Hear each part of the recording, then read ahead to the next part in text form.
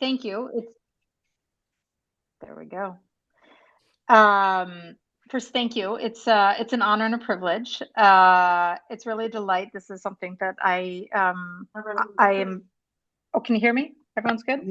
Yeah. Okay. So anyway, this is something. This is my daily life. This is my day in and day outs, and so it's really an honor and a privilege to get to talk about it with this forum. Obviously, it's different on Zoom, and I wish I could hear the stories of each and every one of you and where you meet this, either in your professional or in your personal lives. But what I'd like to really do is give a little bit of a sampling, both of let's see if this. Apologies, I'm a little bit on the new to the Zoom. Why is it? There we go. So first, these perspectives are my own. I'm not officially presenting on behalf of Google, although I do work at Google, specifically Google for Health, and I will talk about that a little bit. But what I'd like to do is give a little sampling where I'm coming from and why I think some of my experience might be relevant for you all today. What I've been really working on or experiencing or seeing around me in roughly the last 10 years or so, and some predictions of where I think we're all going, especially around this context of barriers to adoption and the pace of change. I invite you to put questions in the chat. If I'm able to see them, jump in, and if not, we can tackle them at the end. So first, make sure everyone's awake on this either Monday morning or afternoon. Does anybody know who this is in the screen? Let's see if I can open the chat. Here we go, chat. Okay, no takers. All right, how about now? So hopefully this is well familiar. I'll give you a hint. I'm a pediatrician, so this should be familiar. This is Eric Carle from The Very Hungry Caterpillar. And for those of you who remember this avidly, Caterpillar tries something new, 1, 2, 3, 4, 5 items. And then on the last day, he tries each of the items. And I think there's an open question in the community of AI and AI in medicine. Are we still hungry and eager to try new things? Do we already have a stomach ache? And actually, more importantly, like, when do we become a butterfly, right? Like, enough of this trying things out and caterpillars eating things. Like there's an impatience. And I think there's an open question also whether we have the right amount of impatience, and are we using that, both our open needs and our pain points, to bring us to something better, and where do we find ourselves along that path of development? So I do think that I'm going to give some predictions today, and predictions, and it turns out quotations actually tend to be pretty inaccurate, right? So the prediction is hard, especially about the future. Some people may identify that with Yogi Berra, other with Niels Bohr. It turns out there's some Danish proverbs. I learned this today when I Googled it and found it on AI Overviews. But I think, inherently, whatever we're going to say, whatever we're going to talk about, our fears and our desires and our excitement about the future, it's not going to pan out to be exactly what we think. But I actually think there's real value in grappling with this together, because I think that we are in a community that's going to be the ones actually shaping this. And to that point, particularly within medicine, there's starting to be some really great quotations, and I'm going to read this one. So I think that if you work as a radiologist, you're like Wile E. Coyote in the cartoon. You're already over the edge of the cliff, but you haven't yet looked down. There's no ground underneath. People should stop training radiologists now. It's just completely obvious that in 5 years, deep learning is going to do better than radiologists. So this is 2016. And, well, was he right? And, not yet. Okay, so this was from 2025, and this is one of many studies. You can pick a whole bunch of them where you're looking at either AI generated or AI assisted reporting. And there's maybe some impact on efficiency, but really an open question mark about whether there's an improvement. There's a question whether that's due to the model or the radiologist, and I'll grapple with that a little bit later as well. But I think that we find ourselves in a space where there's this ongoing tension between the potential. I think someone might be on. There we go. There's this ongoing tension between what we would like to be able to say and like to be able to do, and where we find ourselves. All right, so briefly where I'm coming from, I mentioned I'm a pediatrician. I'm born and raised in the States. This date is particularly important to me today. This is September 4th, 1998. First of all, it was my 17th birthday. Give you a sense, I'm 44. It also happens to be when Google was founded. And so I think I always like to start with this, because when I started studying physics, my first degree was in physics, Google basically didn't even exist, right? And here I am a number of years later, and this is what I do. And I think that sets a bit of a tone of where we think we're going, and it's obviously increased dramatically. The next probably critical, pivotal moment for me in my life was in 2001. I spent some time, actually during my physics degree, I took a little bit of time off. I spent some time in Nepal. And lots of wonderful stories, lots of incredible people, certainly very challenging. This is a picture of the doctor's office in this incredibly rural village where I was living at the time. And you may notice that there is no doctor in the picture. And it's not because they weren't there. That's because this chair sat empty most days of the month. In fact, 29 of them, there's a doctor who came by once a month. And I think one of the pieces that really shifted my thinking around what I wanted to do with myself and my career was that for many people, in fact, for lots and lots of people, this is what the doctor's office looks like. It's empty. And it made me really start thinking around, well, what could we maybe do about that? And I think that there's this delightful opportunity to think around, what are the professions and what are the ways that we can use data and numbers to do that? Wasn't really sure, honestly, how I was going to do that, but kind of figured I probably needed to learn medicine to do so. And so fast forward a couple of years, this is me with my eldest in 2012. I was just coming off a night shift. He's now 14, much taller than I am. But I think one of the pieces that I still hold is that there was a critical development in my own life of what it was like to be in a hospital, to be away from my kid, to be taking care of other people's kids, and to be incredibly frustrated all the time, every day with what I'm seeing. And I think I bring a lot of that frustration, hopefully to bear in terms of some proactive opportunities. So we're now in the end of 2025. Where have we been doing the last 10 years? And I think I want to talk very briefly about the pieces that frustrated me the most. So one of the pieces I think that pulls out, and I think this is generous, is that doctors only spend about 28% of their time in activities directly related to patients. This is 2017. My guess is it's gone down even more, but this is certainly something that resonated with me and something that I deeply, deeply wanted to change. I made this slide in 2019 in one of my presentations, and the question, is big data the solution, right? So medicine fails, patient is frustrated. At this point, Google is that the nexus between them? And I think this cartoon rings true still today. We're going to solve the problem by using the big data none of us have the slightest idea what to do with. But I think there's a deeper question. Doctors and many in the healthcare systems in the end are really miserable. And I think one of the reasons that that's true is there felt like it was a bait and switch. We were told that electronic medical records were going to make everything better. And it didn't. It actually ended up adding burden to our already hectic schedule. And I think to a certain extent, some of the skepticism and some of the challenges that we find is that doctors, the proximity of EHRs and AI are close enough that some of us have been burned multiple times and say, wait, I've been told this story before. I don't like working in front of my computer. I'm not excited by tech. I want to just treat the patient. And so already we start to see signs where there's a disconnect between what medicine is looking for and what we can deliver. Oh, and by the way, we'll probably lose our jobs. I think I've yet to be at a presentation where this quote isn't provided. I would like to say it's not quite yet. This was from 2019.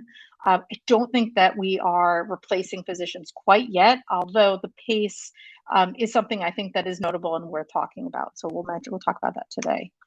I do think it's worth saying that the pace is really curious because we are working around the clock. It's a little different in Israel where you have to swipe in and out the patient, but certainly in the US and in other locations around the world, there's this idea of pajama time where some of the notation and documentation and honestly some of the thinking in putting together your notes happens after, right? After clinic and after kids and after dinner and after bath and then bed and then you reopen the EHR to document. And so I think that there needs to be a real acknowledgement that this working around the clock really shifts the perspective of what it would mean to integrate or to supplant with an AI system.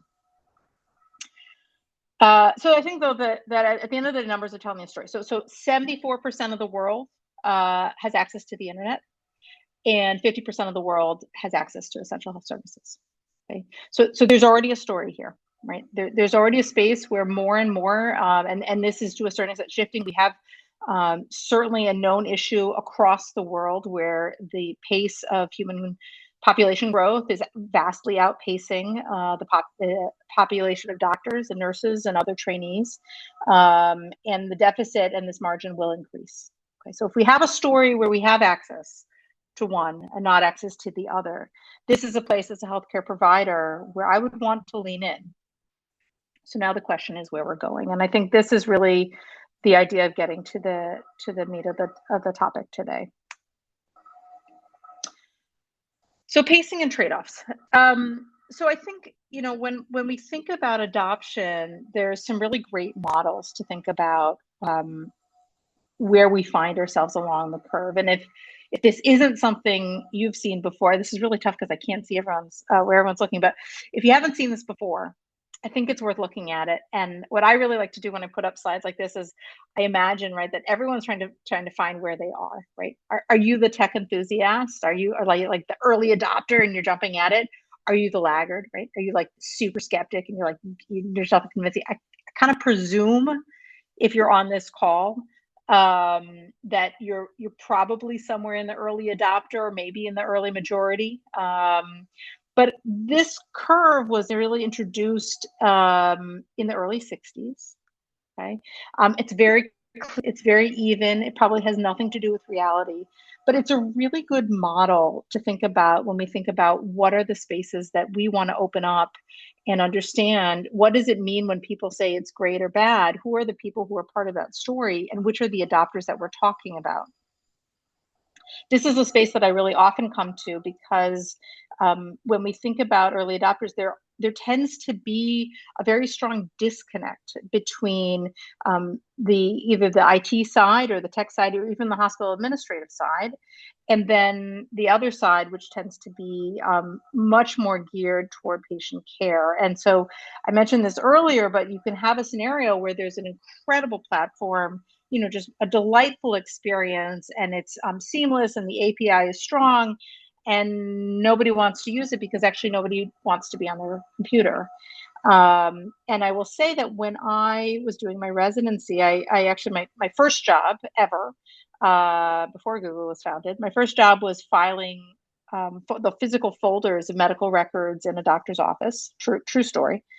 When I started medical school and residency, all of our charts were still paper charts. And over the course of my residency, this would have been in, let's say 2009, we shifted to Epic.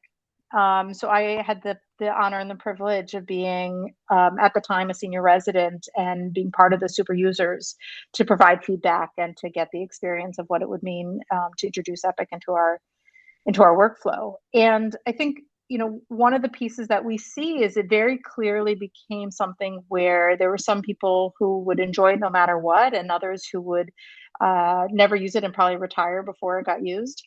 And then vast majority of people were in the center. And so my experience of the adoption, for example, of Epic was very different from this one. And I think the question of how we tend to adopt is an important one. This is also actually the same structure of this S curve of adoption, similarly from the early 60s. And there's this idea that there's, very steep curve of how fast this tends to happen, and then it levels out. But if you look over time, obviously pieces that have been around longer have more opportunity to learn from them, right? We see that in general, the slope of this curve is getting steeper and steeper. In a minute, we'll look at AI. And so I think there's a space of who it is that's doing it and how quickly we have to do it. And in my case, there wasn't really an opportunity for people to say, no, I'll stay on paper charts until I retire. It was just going to happen. And so they had to adopt. That means that there are practitioners who will find a way to persist in their usual state of affairs. And we see that in AI as well. We'll talk about that. There's another question of, to what extent are we ready for the trade-offs? So if we look at I don't know if that's me. Okay, assume we're good. If we look at a parallel, autonomous vehicles, which I think is actually a really great parallel in medicine, because we know that there are car crashes by humans, and yet we have different and higher standards in many ways for lots of good reasons for autonomous vehicles. A lot of these frameworks apply probably to medicine as well. One of the pieces that I find really interesting about that space is there's a sense of, how do you start understanding the trade-offs? One way to do it is to look at the data and to say, okay, if we're looking at per million vehicle miles, autonomous vehicles still have more crashes than all motor vehicles in the US, although that number is dramatically appearing. But actually, when we dive into the data, that might not necessarily be true. And so really knowing the trade-offs is really hard. So in this graph, what you see is actually, crashes per million miles, and you see that at the young age, right, conventional drivers are just obviously worse, right? There's no one worse than a teen driver, basically. And then when you get to a certain age group, it seems like actually the conventional driving rate is better. But when you dive into the data and you look at who was at fault, okay, and these are based on police reports, it actually seems that there's this really interesting discovery. So because the autonomous vehicles are following the rules more than humans do, humans aren't expecting them to do certain behaviors. We get used to certain behaviors, even if they're outside the spectrum of what the rules are. And so when we are thinking about the trade-offs, we're generally thinking of what we're supposed to be doing, but we're not always acknowledging what we're actually doing. And again, I think this applies to medicine. So does AI even fit the old model? I love this guy's approach to saying, by the way, for the AI integrated leaders, there's sort of the early adopters, the early majority, the late majority, and then there's the people who wait patiently and learn and become leaders. I presume that's everyone on this call. But I think there's the question, does AI even work in this 1960 model? And if we look at where the S curve is going, even compared to internet and PCs, the shape of this AI graph is actually notably different. Much steeper, obviously much more early in our journey. I have a slide here. We don't need to talk about the AI bubble. It's important and relevant, but also I think we're past it. It was a lovely hype. And this is a really great source, by the way, to talk through sort of what are the pieces that we can learn about AI, and it's already massively different from anything that we've had before. And yet, we said this earlier, doctors have proved themselves to be very skeptical. It might be a little small on the screen. This article, for anybody who can remember, this was actually from 2003.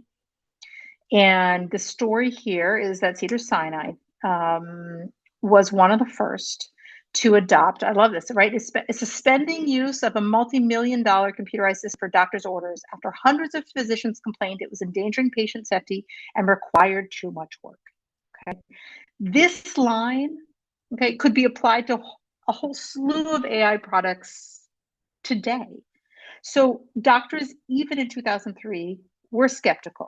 And were so skeptical that Cedars-Sinai recanted and removed the software, went back to paper orders. Okay, obviously, well, not obviously, but since then they've incorporated electronic medical records, and telemedicine and all the bells and whistles. But at the time, right, it was too early. And so there are good reasons for doctors to approve themselves to be skeptical. And the wording here could very much apply today. I don't know that we're inherently past this. And I don't know that we're all aware that this is part of our sort of cultural history and an inherent understanding of caution and concern and trust that has to be earned. So I think, the discussion is really, is medicine going to really be different? Okay, so we have adoption models. We say AI is going to be different.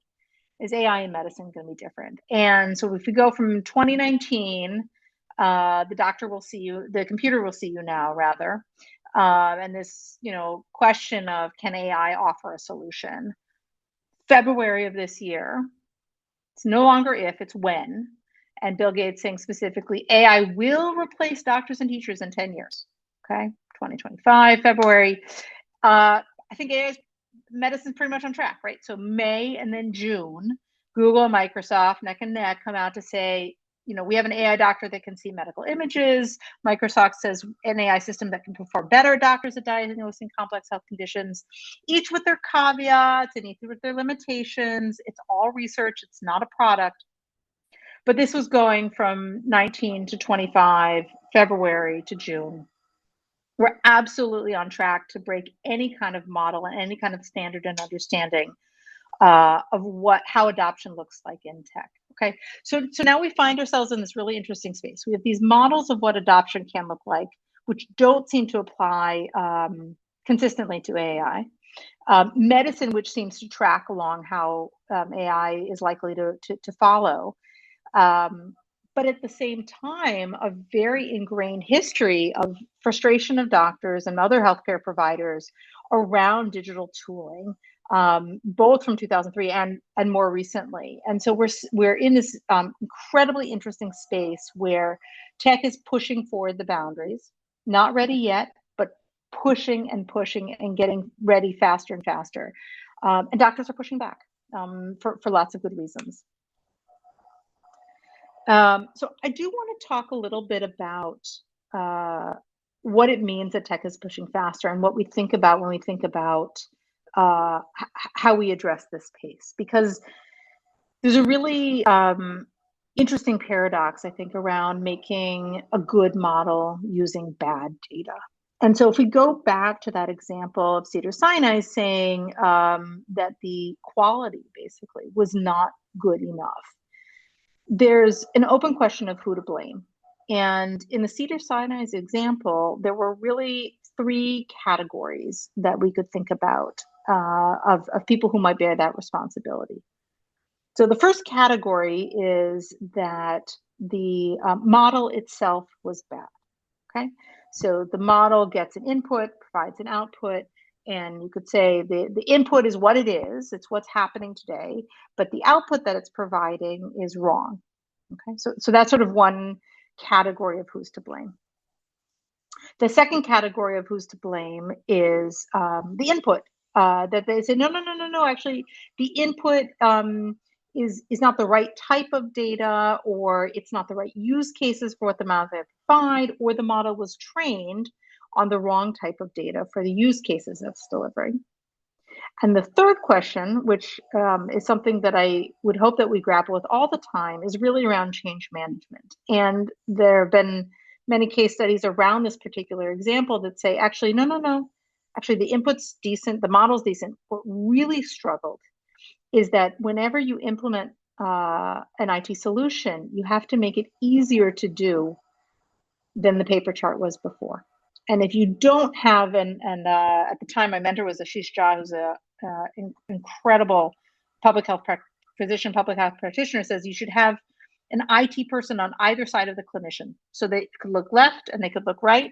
And wherever they look, there'd be an IT person to help them out, because you can't expect them to become an IT expert alongside all the other things they're expected to do. So there are sort of these three buckets of who's to blame. And so the first bucket, let's talk about that, right? So this is sort of garbage in, garbage out.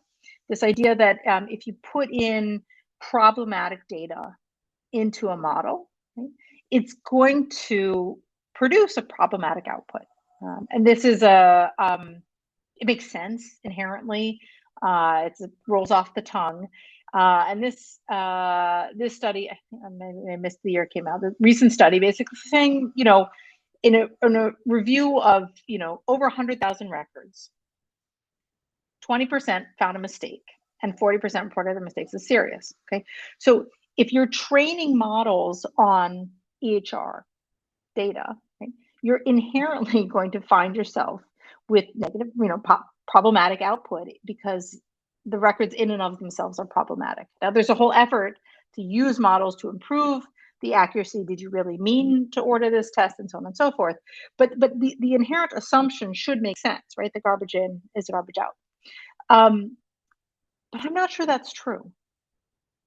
And this was a really cool study, and I want to pause a little bit on it to go through some components of it, because if that's the case, then really great data sets, right? Like ones that are curated, and man, to curate a data set is a lot of work, and it's a lot of time, it's a lot of effort. So if you take experts and you really work hard and you produce a really great data set, shouldn't the model be perfect? And this get back to what I feel really committed to is if we're trying to build a better mousetrap, we're trying to build a better model than clinicians we have, how can we do that if our data are incredibly flawed? Okay, so one option is to take the data and to filter out sort of all the badness and to really do the great data. Turns out that there's more for us to learn about how models work. So in this case, what they did is they used, for those of you familiar, they used mimic data, which is ICU data. And they tried to predict which patients would deteriorate. Okay, this is a commonly used approach. I think one of the other studies I quoted, something like upwards of 60% of hospitals are using some form of another of this because it's a way to, constantly have something running in the background that can track what's going on. And in this case, what you see on the screen in A, B, and C is, the bluish purple is the patient record, the actual patient data.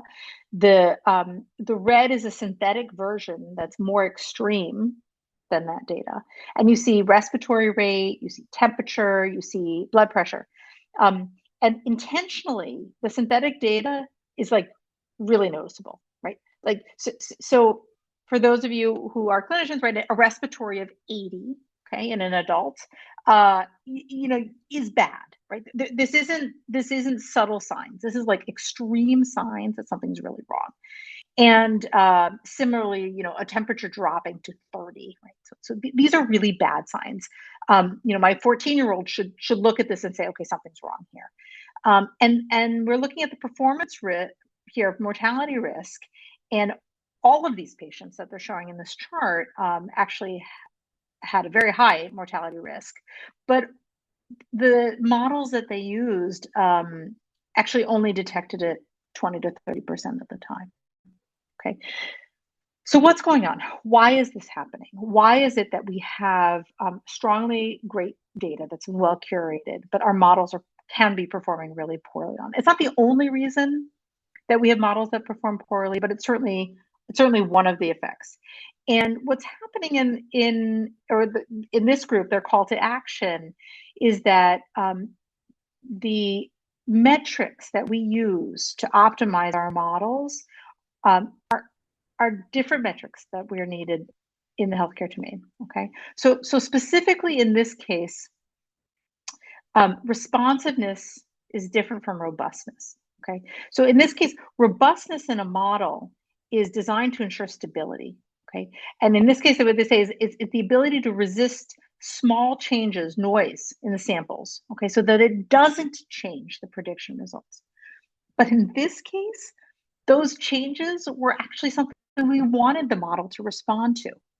So what we have in medicine, unique to medicine, to a lot of other disciplines, is that we both have sort of standard course of events and standards of care, but we also have unexpected. And this is sometimes we call the art of medicine, or we talk about the clinical visionary who can really see and say something is just off here.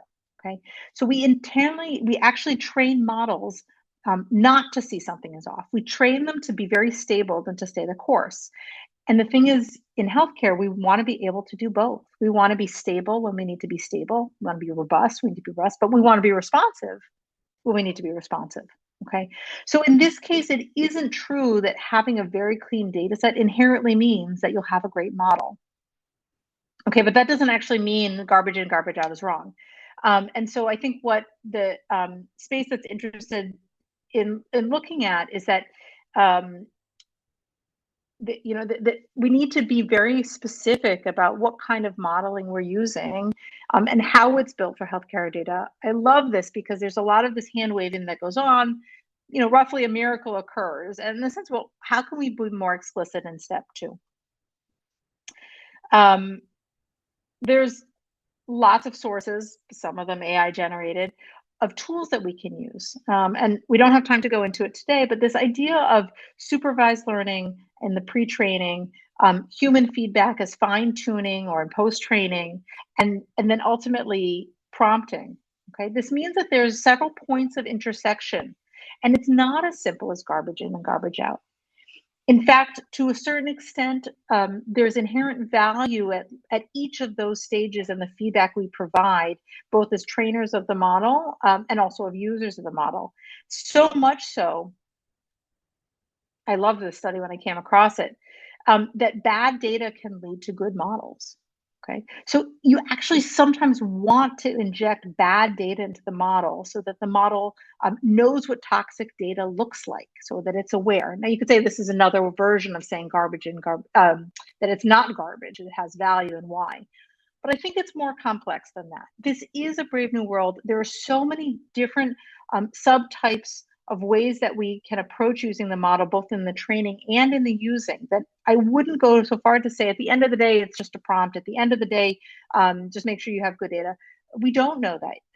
And it's very challenging as an end user, especially an end user who's not excited about the tech, to be able to discern what type of models is using and how can I best use it. So I would actually put the onus not on the end user, not on the clinician in the field who all they want to do, what they came to do is to see the patient, but on people like us who are actually very committed and deeply embedded into the field to say, okay, given that there are all these different opportunities, how can we use them to optimize for this scenario? The last piece that I really want to talk about, so we talked a little bit about how the pace is unique to AI and medicine. We talked a little bit about an inherent paradox in understanding how can we even think about making something that is particularly amazing, better even than clinicians, if the data that we're using is inherently flawed. So both the pace is there, and I think we can do that if we can understand different tools and levers that we can use to approach the model itself. But then we get to the last mile, okay? And again, and I'm thinking about that end user who wants nothing to do with tech. My husband's a marathon runner, and I learned early on that you don't say you're almost there unless you can see and preferably touch the finish line. Certainly not at mile 15. And I think when we are trying to work through this is saying, are we almost there though? Like, are we close? Are we getting there? And here's this one article. There's actually a great one that came out today as well. So, what is the adoption looking like? Okay, so if 65% of US hospitals are using predictive models, okay, and most of those, okay, 80% of those are from their own EHR developer, okay, then we're kind of almost there, right? We're using this in the field. And there's some important caveats to think about as we think about challenges in last mile, because at the same time, only slightly more than half have actually evaluated them for accuracy, and less than half have calibrated them for their local needs.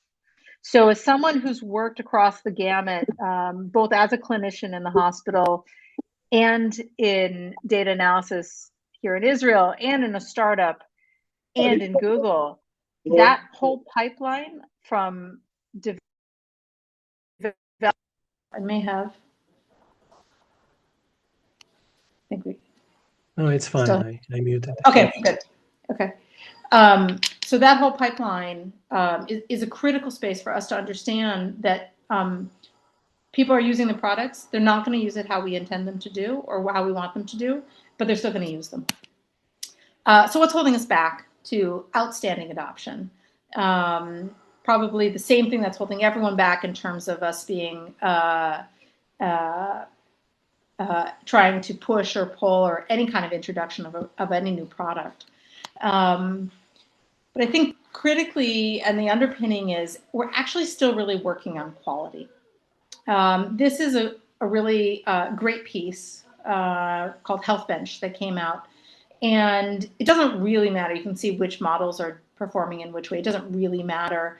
Ultimately, they're all basically not there yet, right? And we can talk about sort of minor differences between them and whether they're better at emergency referrals or response depth, or health data tests, global health, all the pieces. And this is wonderful. But roughly, when you look at this, if you think back to the autonomous vehicle image, you want to see greatness, right? You want to see this as exceedingly obviously great quality.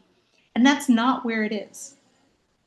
It doesn't mean it's not great and getting better, but we are still working on it. And I think one of the themes that I come across frequently is the idea that by using benchmarks and by trying to understand where are we performing well and trying to understand where are we performing poorly, this is the only way that we're going to hill climb to understand how can we improve. But at the same time, if we overestimate and oversell the quality of our product, we're going to end up with death by 1,000 clicks just with AI. Okay, we did that. We oversold and underdelivered on EHR. And we ended up with a whole generation of people like me. Well, I went into a field to try to make it better. But many who stayed in the field and who are burned out and incredibly frustrated and honestly limited in terms of the care they can deliver. So when we think about pacing and we think about the inherent challenges, data and models, we should be incredibly mindful of where we are on our quality spectrum so then we're not going to release pieces before we are extraordinarily excited about their quality. And the second piece is we're still working on trust. I really like this study a lot. It says a lot about human nature. It says even more about clinicians. So if you haven't seen it, they basically did a side-by-side where they had clinicians evaluate case studies. And the piece that they did, which was really interesting, is they used basically no generative AI. Generative AI is the primary tool. Generative AI is the verifying tool. And then they asked the raters to rate the clinician and their quality. And basically, as one wouldn't be surprised based on the title, clinicians who use generative AI were perceived to be less competent and had lower skill than those who didn't for the same cases. But interesting, and what makes this so challenging and so exciting is that the raters actually felt like the generative AI brought value to the case, right? That the generative AI had improved the accuracy. And they thought that they basically should, right? So customers rated favorably. So they were excited that it was being used.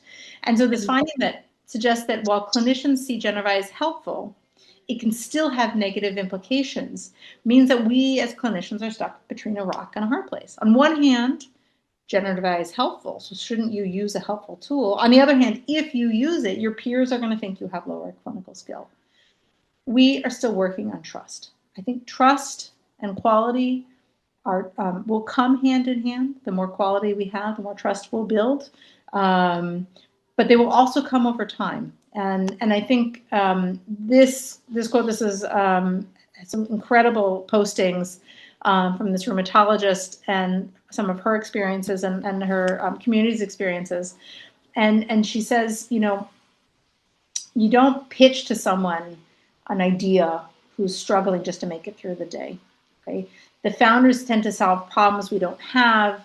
are the ones that keep us up at night no one really cares about. They're either not the shiny problems or not the problems that the AI models are built for. And she describes, as many do, where they're finding the most challenges and saying, please, would someone fix these problems for us? And some of it, prior auth, is something that I hear all the time. But even just trying to explain to patients why the AI power differential just doesn't get it quite right yet. We're adding burden already to clinicians if we're asking them to improve our products. Now, we should do that because we need to get there, but we need to understand that it works within their flow. For me, though, the bottom line is that if what we build actually solves a problem, people will grab onto it. It will happen. And so that idea, that trust and that quality, that's together what's going to bring us to the last mile. Not that we're going to be the ones that are going to deliver it per se, but other people are going to want it. They're going to grab onto it with both hands and say, yes, bring it on. I'm going to pause here. I wanted to leave time for questions. Please, you can always reach out to me either on email or on LinkedIn. This was Gemini trying to see. I kept trying to get her to look at the Lifesaver itself, but Lifesaver was pretty happy, so at least there's some win there. But we're obviously in so many ways in early stages, but also in so many ways in advanced stages, and it's such an honor and a privilege to be in this field now. As a clinician, as a tech, because I think we have the opportunity to bring our challenges and bring our pain points to shape how this unfolds. I don't want another integration of Epic. that wasn't fun the first time. And as much as we can bring AI when it is the pace is right and the data are right and the adoption is ready for the last mile, that's the holy grail that we're looking for. So I'll pause there. Hopefully I'll switch back to the speaker. Yeah. There we go. Thank you very much, Maya. So you can maybe stop sharing. We can see the people who are with us on this call. And if any of you would like to ask anything, you can raise your hand. And I just want to thank you for a personal touch in your presentation, so we can feel that a human being is presenting, and the personal stories, children, and so on. And I thought it was a nice touch to remind us that a human doctor is talking to us, and we're discussing whether or not to utilize these tools. So anyone who'd like to present a question or a remark, please raise your hand. Yes, Michael, Professor Mailand, please. Hello, thank you. You presented the issue of trust as a matter of efficiency.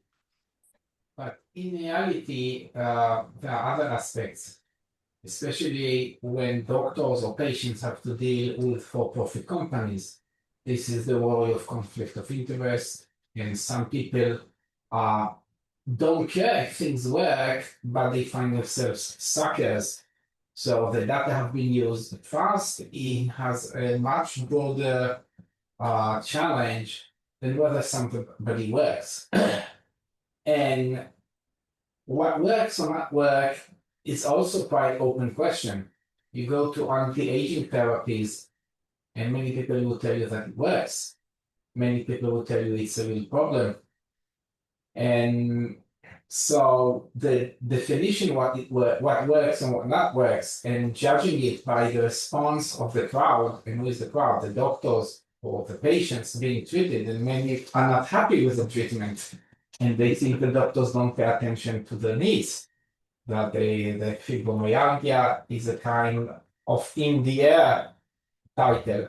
So if you could a little bit say something about a broader conceptualization of trust and confidence just beyond the matrix of whether it works, which is also something that in itself requires trust in it.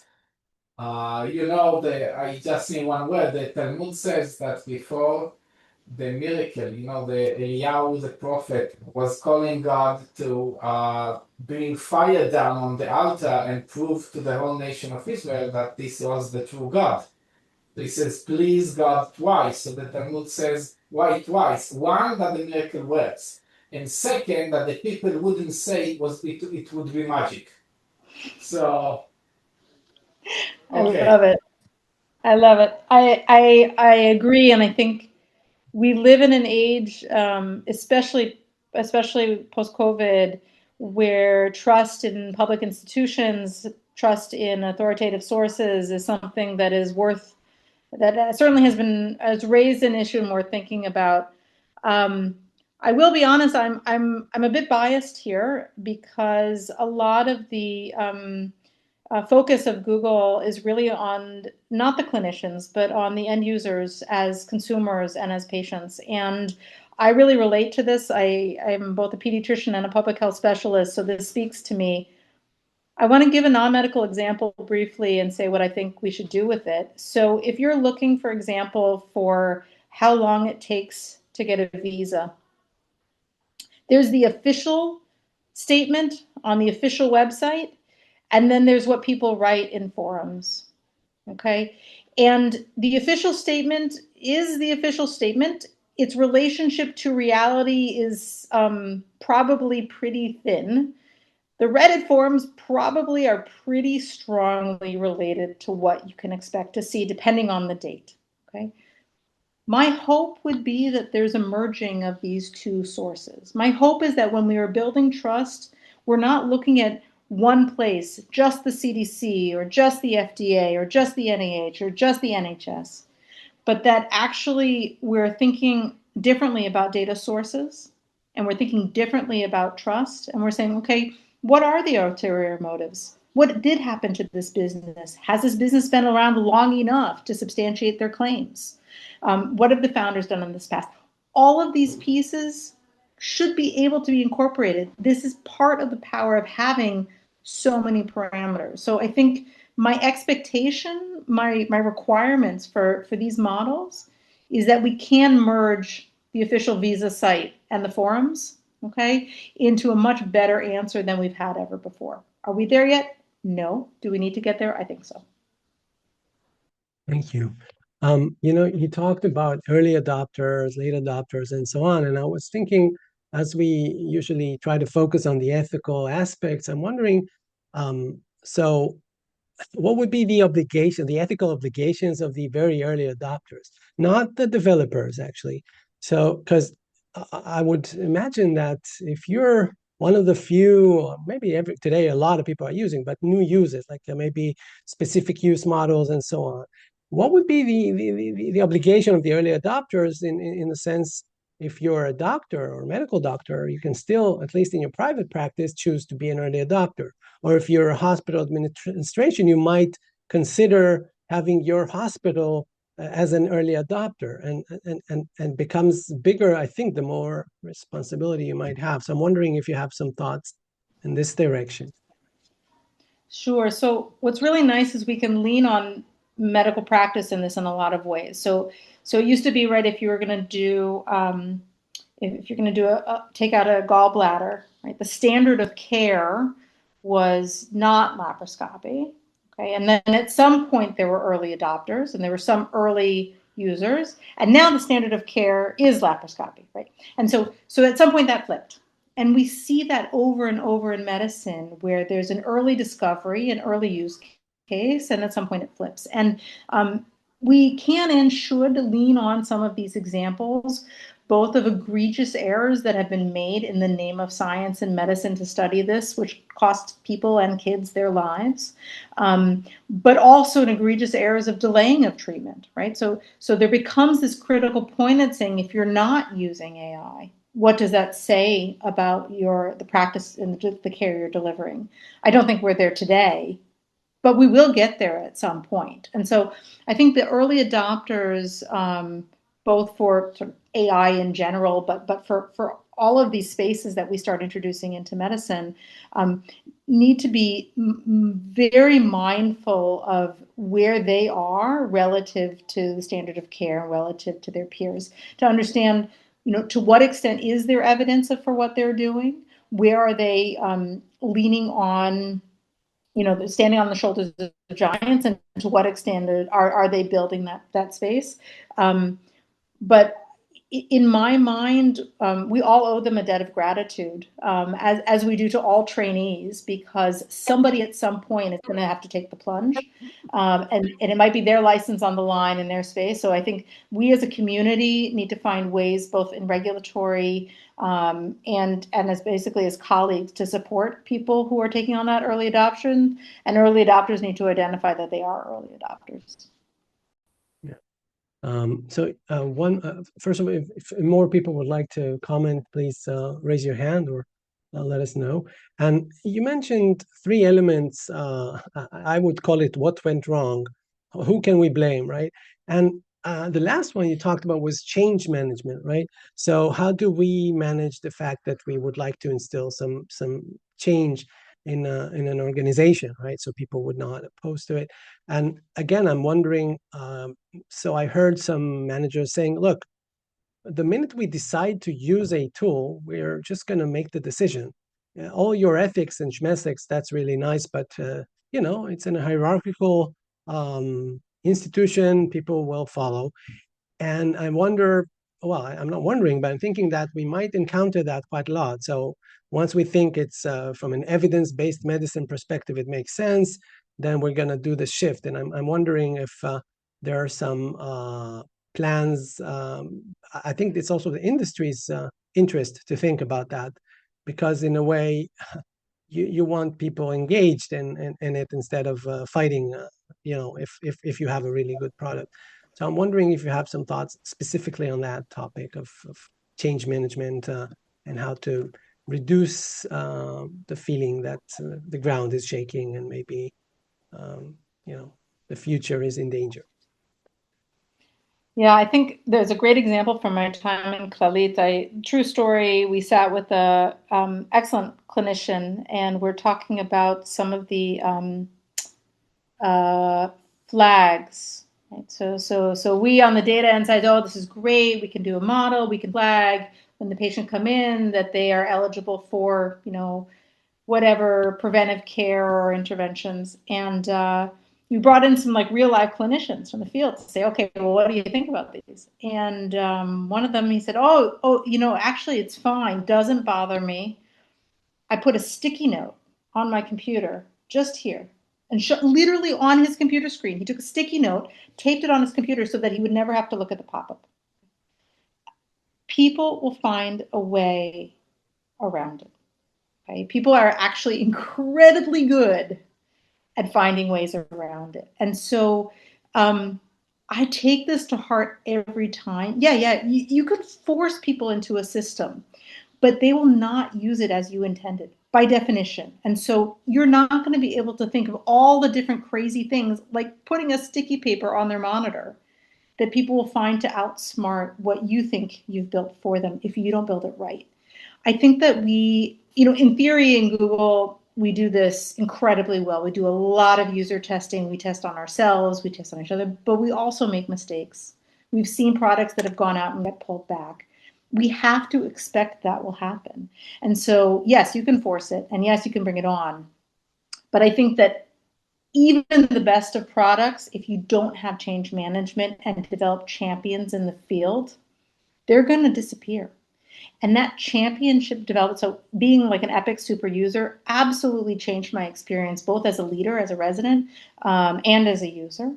And so the piece around that last mile is also not just imagining what people will actually want, but talking to people, reading what people write on LinkedIn, reading what people post on Epic, understanding what is challenging that you never would have thought of. That iteration is critical, even if the product is perfect. And the products aren't perfect. So it's even more important to do and to remember that people will find a way. May I say? Tessa. Sure. Thank you. Thank you for the outstanding presentation. I have a question for you. I'm quite an avid early adopter, and I'm in contact with a lot of people who aren't, and I feel I'm hitting against the frustration, the resistance, the avoidance, a lot of negative things. And I'm trying to form groups or some way of bridging the emotional gap, not the knowledge gap. because that's a whole other thing. But I'm wondering if you can offer of your wisdom how to approach the emotional resistance, which will prevent actually any of the the actual information going through if there's a complete emotional block. Thank you so much for raising this. I think sometimes in our world of numbers, we don't spend enough time talking about the feeling of even if it is good, why do we say no? I think there's maybe a couple components. I think a lot about when I submit papers and I get rejected or I get reviews, and I think, God, that stupid reviewer, they didn't read it, they didn't understand. But the thing is, I also think if people aren't using it, it's not really there yet, and that's okay. I don't think we're at a point in our tech that it's so obviously better than not using it. I think that if you are primed and you are excited and ready and can discern, then I embrace it and I applaud you. But for your colleagues who aren't, I think it's actually more of a comment on the quality of the tech than it is on the quality or the readiness of your colleagues. And I think in the same way, when I respond to reviewers and you learn to say always, thank you so much for your insightful decision, even when you think, who is this, jerk? Nice. I think that it's really good feedback for us to see not everyone's there yet. And if honestly, if it were good enough, everyone would be. And so I think that's fair. There will always be holdouts. There's a great posting of math teachers protesting the pocket calculator, right? Like there will always be holdouts. That's okay. That challenges us to make it better and more useful. But we're not at a place where it's so obvious that everyone has to use it. And I honestly, I think that while the gap will grow and we work to do that change and man all the pieces, I think the emotional does represent, a body of knowledge that we're going to some extent lose, of people who were born and raised and trained and practiced entirely without AI. And I don't think that is something that we should disvalue. I think we should learn from that to a certain extent. And I think that it's as for you as an early adopter, you have an opportunity to share your story. You have an opportunity to say, hey, this is something I got to learn from. Isn't it cool? I never knew about this case or this idea. But there'll be time, I think, before we can come back and need to herd our colleagues in with us. If I could say one more thing, my feedback has made me think that the biggest block has to do with not having a choice. And I think if we present it with a huge amount of choice, you can choose when you use it, if you use it, why you use it, at what cases, at what frequency, for what, then it is much less overwhelming. So that's just a comment. Thank you. Wonderful. It's a very deep and important comment about autonomy of the professionals who are expecting to still have their ability to make their decisions based on their knowledge. And I think you're touching a really important point here, I believe. So thank you very much. If there are any more suggestions or comments, if you're brave enough, you can tell them to us now. Otherwise, I can thank you so much, Maya. And maybe to close, I'm going to say that based on a lot of what we talked about, I'm thinking about how, for instance, Microsoft has offered a lot of services for education, and Google opened up a lot of services for free for students. And I think so the big companies are thinking about the future professionals in many ways, and they're getting used to using these products and seeing their limitations, but also their capacities when they're studying, including medicine and social work and other professions that are healthcare professions. And at the same time, in the faculties of medicine, in our School of Medicine, in the Technion, actually everywhere, you have courses on health tech, you have projects where the young future doctors work on the combination of engineering and science, data science and medicine. So I think there has been a shift over the past year or two towards preparing people who are more tech aware and its potential use. So maybe that's also going to be a factor in allowing future professionals to be not as fearful of these technologies being integrated. So just my thoughts on the matter. Yeah, Yishai, you just wanted to say hi or wanted to ask something? First of all, yeah, I wanted to say hi. Hi, Maya. Hi, everybody. So once upon a time in Clalit, we've introduced some system to tell the physician which kind of bacteria and what kind of resistance it might hold. So apparently this system is a little bit better than the humans. And I've asked, whomever I've asked, who's going to be responsible? So let's say we have this situation where there's a patient coming to the hospital and the system says, use that. That's the thing. And you said, I overrule. And you choose, and then the patient dies. And then things come back from, 3, 4, 5 days later from the lab. And hey, lo and behold, the system was right. So is there a case for the patient's family to have a lawsuit? So if you could regard that issue, because I think the last comment was we need to choose. Can we choose? Once you give your kid, you showed that graph, once you give your kid overruling over the autonomous car and he makes an accident, and we know that the cars are better than, so who's going to be stated liable? So I wonder if that is not a thing that holds us back from adoption, because we still don't know what happens if. So if we thought it is better and we let the computer decide that the patient died, then we have this ethical within ourselves. How come we didn't follow our own instincts, what you call the art? And if we didn't, and the computer was right, hey, there's a lawsuit. So how do you overcome these barriers? So there's, unfortunately, there's a really incredible piece in the Times recently, basically about this case. A college student from Columbia who died, who was seen 3 times in the emergency room at Mount Sinai, where I did my residency and fellowship. And there was an alert system in place. And he did have kind of a weird presentation. He ultimately died alone in his bed. It's an absolutely horrible story. There's nothing redeeming about the story.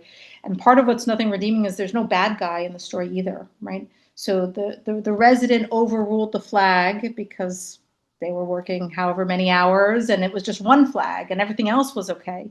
And the attending didn't see the patients. All the things went wrong as they often do in these cases. But when you look at the story and you look at the clinical side of the story, the kid didn't scream sepsis. It wasn't obvious to everyone. And then just some, young doctor was overtired. It was actually really hard. And it is a lawsuit.